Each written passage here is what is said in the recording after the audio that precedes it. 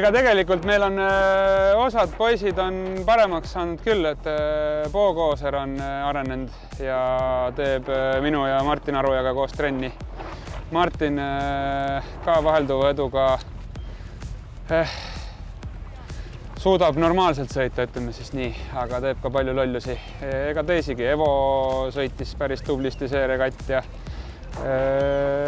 eks neid noori on veel, et põhiline on see, et tuleb kõvasti tööd teha, et ma saan aru, et siin nii kurvalt, kui see ka ei kõla, siis ma olen ilmselt kõige rohkem vee peal käinud Eestis aastani laseripundist, nii et selles suhtes see nagu väga palju võimalusi ei anna noortele, et ikka tuleb rohkem teha minust, siis on nagu võib-olla võimalik. No ütleme nii, et mina olen alati väga avatud olnud sellele, et ka minuga koos treenida näiteks ja mingites oludes ikkagi, kui me koos treenime, siis ma olen ka nii-öelda natukene treeneri rollis, et ma ei oma küll treeneri ambitsioone, ei taha päriselt kunagi treeneriks saada, aga kui ma näen vigu ja näen jämedaid vigu, siis ma ikkagi ütlen kohe ja vahetult ja siis inimesed saavad neid ka kohe proovida, mitte kaldal treeneriga rääkides ja järgmine kord, kui säärane ilm on. Seetõttu ma usun, et see nii-öelda arengukõver selles hetkes on hästi nagu järsk ja suuri arenguhüppeid on tegelikult päris hea niimoodi teha. Need, kes muga trenni teevad, need on ees ja need, kes oma ette kuskil nurgas pusivad, need ei ole ees.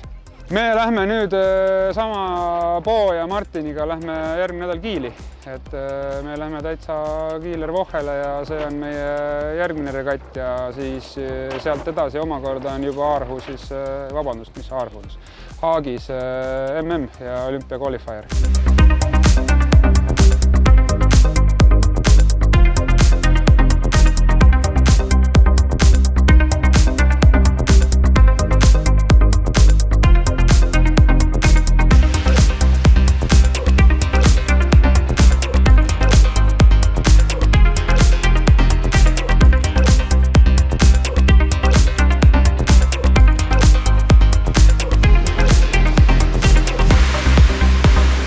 Laupäeval olid väga super tingimused, mulle väga meeldisid.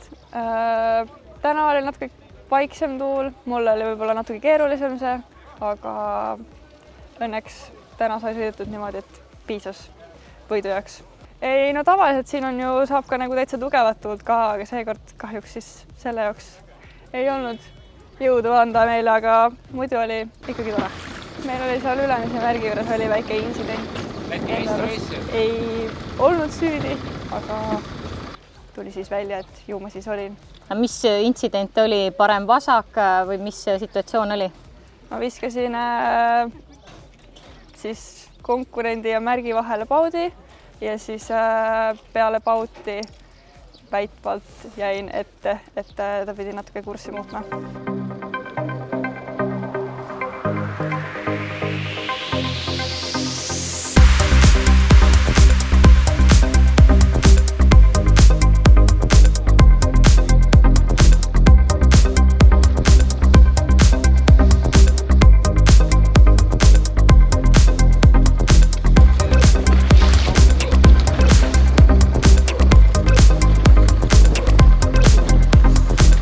Come to Estonia for almost every competition, so it's like a thing we're used to. So yeah, the conditions were really tough. I would say it was really tough because the wind was like switching from lighter to a bit more stronger, so it was a difficult one. Yeah, I would say today was the toughest day because the last race was really tough because I was in the same place as at the same points with another boy, so it was really tough one, the last race. What is going to be your next big event? Well, I'm not really sure if it's in Estonia, but I'm going to the Worlds. And what kind of place you are expecting from there? Oh, I'm hoping to get in the gold fleet and do as best as I can.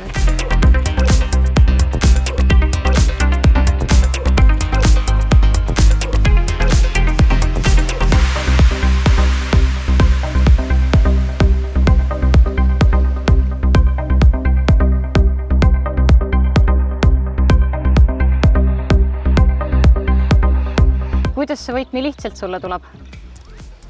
Ma arvan, et pikalt on sõidetud juba ja kogemust on omajagu ja natuke konkurentide tase vajab järgi aitamist, et siis hiljem ehk on lõbusam.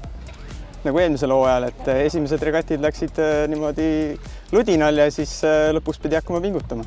Eks näib, kuidas see hooaeg läheb. Ma arvan, kõige keerulisem püsti püsida selle paadiga, et on kangesti ebastabiilne, et tuleb endalgi vahest ette, et ootamatuid olukordi. Ma lootsin, et ehk oleks Ants Aavel stardis, oleks ka Kristo Õunapond stardis, kes eelmisel hooajal hästi sõitsid, aga see hooaeg olid siis sellised tegelased, kes meil siin olid. Raidist lootsin natuke suuremat konkurentsi, aga oli natuke tagasihoidlik ja samas eile näitas Andres väga head minekut, et pidi täitsa pingutama, et oma esikoht kätte saada. Plaan on minna MM-ile juulikuu lõpus. Kuna on varem tulnud medaliga tagasi, siis ei tahaks nagu vähemaga tulla.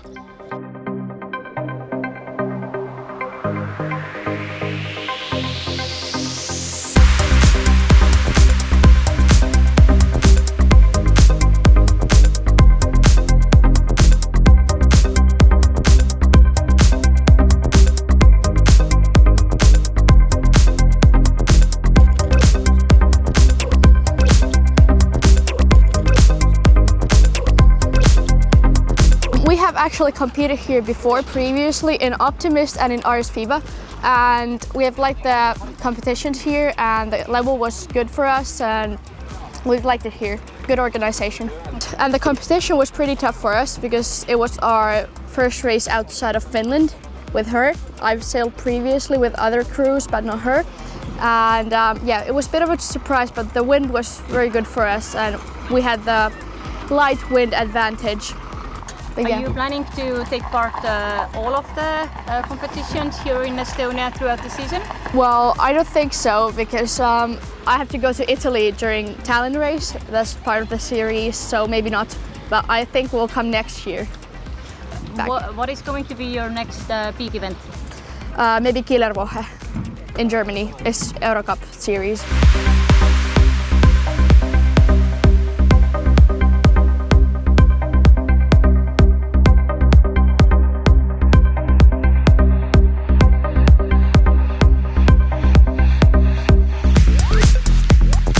Meil läks päris hästi, et tuul oli selline pigem vaiksemapoolne, üldiselt pigem ühtlane ja sõitsime koos siis suure 49eriga, ehk siis nemad olid natuke kiiremad meist, mistõttu siis meil oli keerulisem selle eest, aga siis pidimegi tegema targemaid otsuseid ja kui nii-öelda tegime midagi valesti, siis saime kohe ka suuremalt kaotada. Meie kõige suuremateks vigadeks olid stardid, võib öelda. Ja siis mõned ülemismärgid oleks võinud olla tehniliselt paremad. Kas te olite valmis selleks, et Oleg Kipte on nii heas vormis?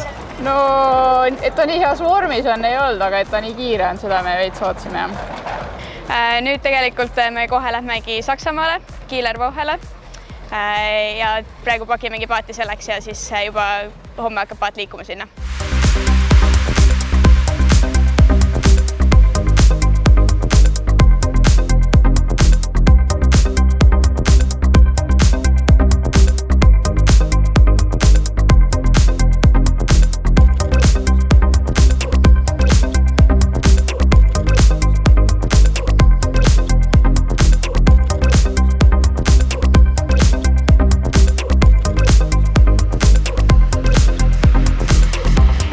Läks niimoodi päris hästi. Saime normaalselt starditud ja sõidatud. Keda te arvasite, et kes saab olema teie kõige suurem konkurent?